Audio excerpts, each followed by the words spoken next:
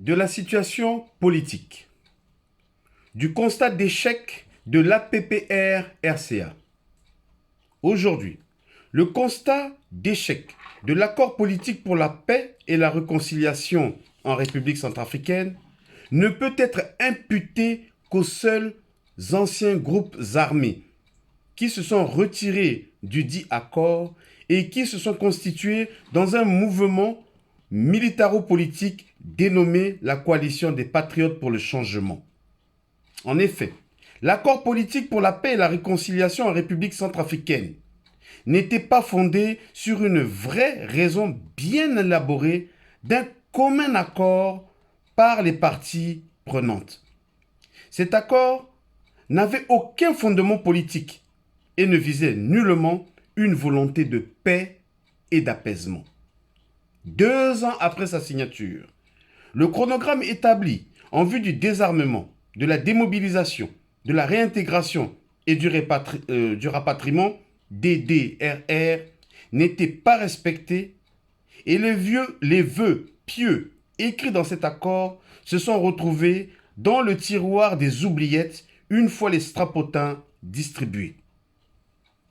La plupart des ex-combattants sur le terrain ne se sont pas retrouvés dans la mise en application de cet accord et ils étaient abandonnés à eux-mêmes dans la nature.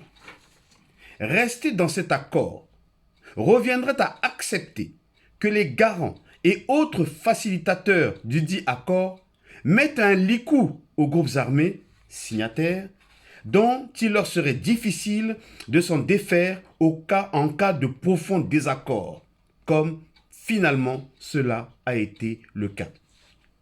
Centrafricains, l'accord dit de Khartoum n'était qu'un leurre, une duperie, une manipulation pour permettre à M. Touadéra et ses complices de neutraliser les groupes armés d'un côté et de mettre nos richesses naturelles en coupe réglée au profit de la société Wagner, son plus gros investisseur.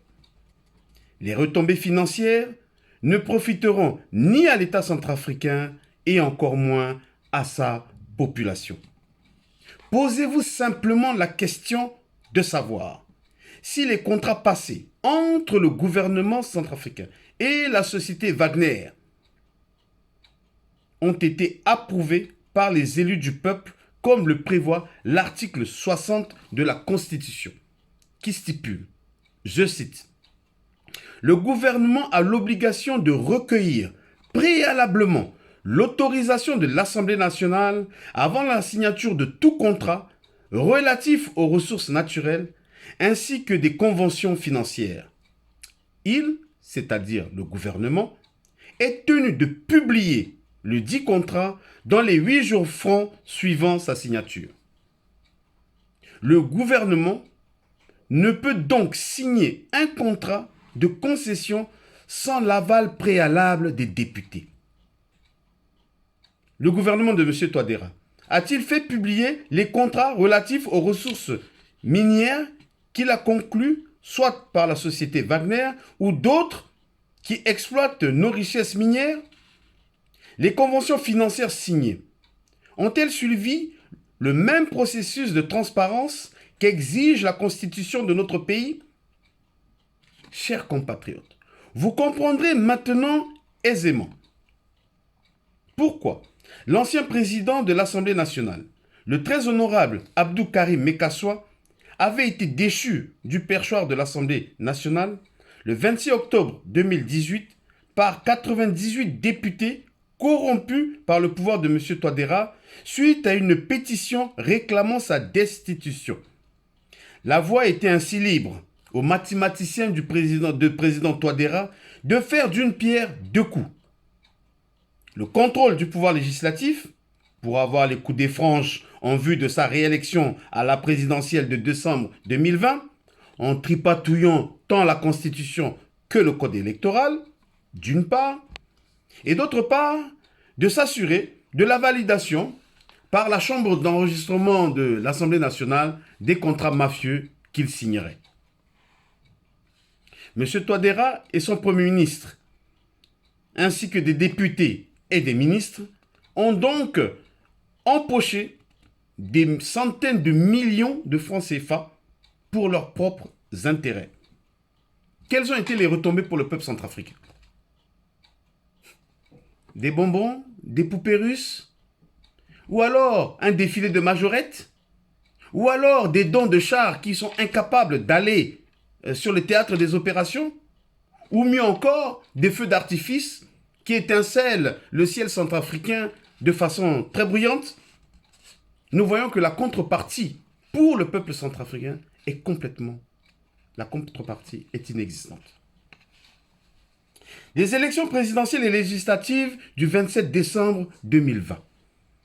De l'aveu général en République centrafricaine, le double scrutin du 27 décembre 2020 était une mascarade électorale, un hold-up, pire, un coup d'État électoral contre le peuple centrafricain perpétré par M. Touadéra et ses complices. Face à son bilan négatif, M. Touadéra n'avait pas de nouvelle offre politique à proposer au peuple centrafricain et à faire face à ces challengers de taille pour cette bataille électorale. Depuis l'impréparation de ces élections groupées par l'ANE, l'Autorité nationale des élections, jusqu'à la tenue du vote au forceps, les standards minimums d'un vote démocratique et crédible étaient inexistants. La victoire de M. Touadéra était déjà prévue, organisée et bien orchestrée.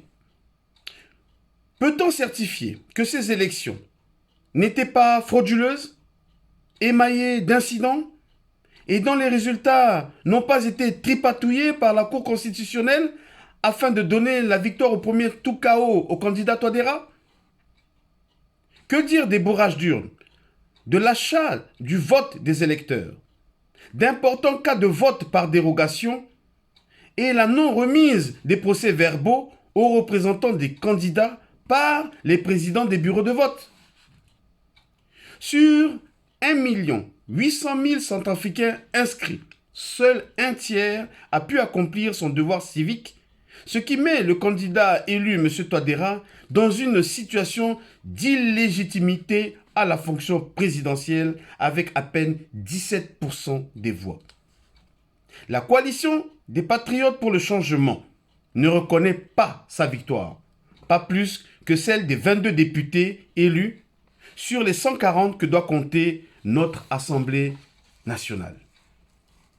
Aujourd'hui, le Centrafrique se retrouve sans pouvoir exécutif, législatif et judiciaire.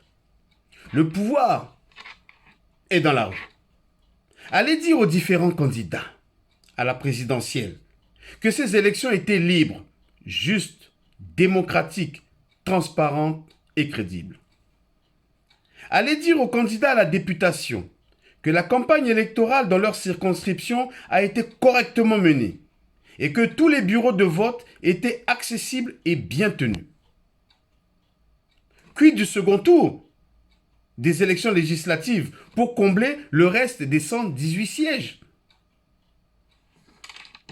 Allez dire aux 2/3 des électeurs qui n'ont pas voté, eh bien qu'il y a eu bel et bien élection en République centrafricaine et que M. Touadéra a été leur choix massif. Non. M. Touadéra est un imposteur, un usurpateur à la tête de l'État centrafricain. Tout comme l'opposition démocratique, la coalition des Patriotes pour le changement réclame fermement l'annulation de ces élections tronquées. Que M. Touadéra démissionne tout simplement pour permettre à notre pays d'avoir des responsables dignes au sein des institutions républicaines. Nous comprenons les efforts des chefs d'État de la région des Grands Lacs et les efforts de la communauté internationale qui veulent soutenir à bout de bras le régime de M. Touadéra aux abois. Seulement, nous disons ceci. La légitimité est donnée par le peuple. Le pouvoir, dans une démocratie, doit être l'émanation de la volonté populaire et non procéder de la communauté internationale. Je reprends. La légitimité est donnée par le peuple. Le pouvoir, dans une démocratie, doit être l'émanation de la volonté populaire et non pas procéder de la communauté internationale. L'objectif de la paix, de la sécurité et de la stabilité de la République centrafricaine ne passe pas forcément par le maintien de M. Touadéra au pouvoir, qui a failli à sa mission et qui est hermétiquement fermé au dialogue avec les forces vives de la nation. Seulement, nous avons espoir que tant les chefs d'État de la sous-région que la communauté internationale prennent en compte les aspirations et la volonté du peuple centrafricain de vivre comme tous les êtres humains dans la paix, dans la concorde nationale, dans un pays démocratique et développé qui partage ses richesses entre tous ses concitoyens.